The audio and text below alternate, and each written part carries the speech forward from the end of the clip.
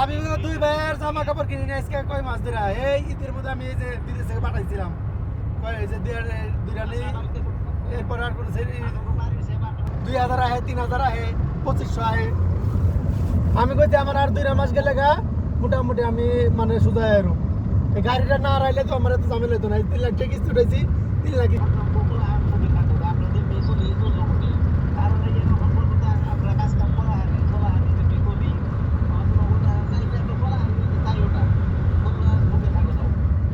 তোমাকে এর লেগে যাইবার কোনে হয়তো বা ওই যে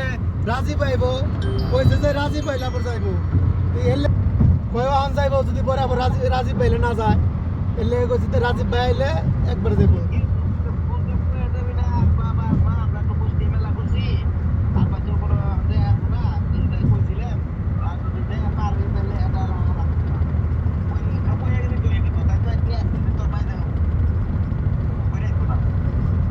তো কয়ে তো আর কথা তো কয় নাই কে আমি কই পাইছি